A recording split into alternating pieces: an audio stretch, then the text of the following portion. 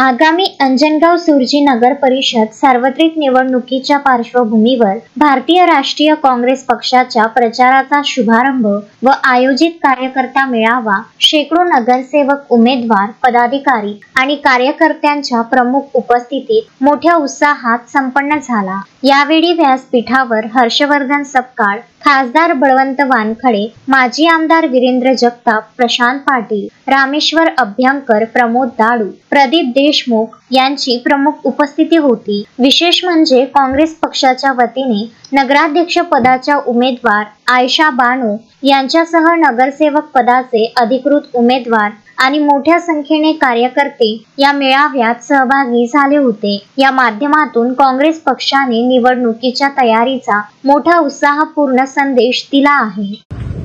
आम्हाला आज सकाळी कळलं, आम्ही एका कार्यक्रमात होतो, आम्हाला आश्चर्य वाटलं की हे काय होत आहे।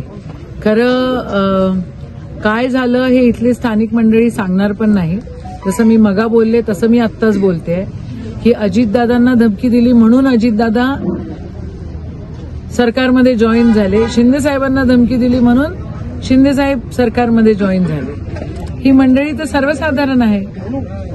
तर इथं आदरणीय मुख्यमंत्री साहेबांनी स्वतःच्या भावाला लढू द्यायला पाहिजे होतं।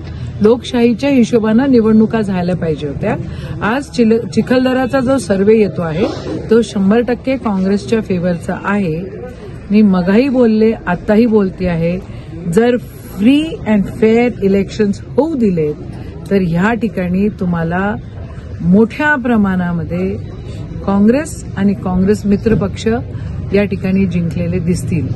सगळीकडे अख्ख्या महाराष्ट्रामध्ये बीजेपीच्या फेवरनी अजिबात वातावरण नाहीये, एकदम निगेटिव्ह हे लोक आहे। वर्षभरामध्ये बीजेपी बिलकुल परफॉर्म करू शकलेले नाहीये आणि म्हणून दडपशाही, दंडेशाही या सगळ्या गोष्टी करतात। मला विश्वास आहे आमचे इथले जे उमेदवार आहेत सगळे ते इथनं चांगल्या मतांनी निवडून येतील। Vidarbha news bureau, Anjangaon Surji. Shraddha family shopping में जाएंगे हम सभी, साड़ियों की नई डिजाइन देखो यहीं से लाएंगे। श्रद्धा फैमिली शॉपिंग में जाएंगे हम सभी, लेडीज जेंट्स बच्चों की हर फैशन लाएंगे सभी।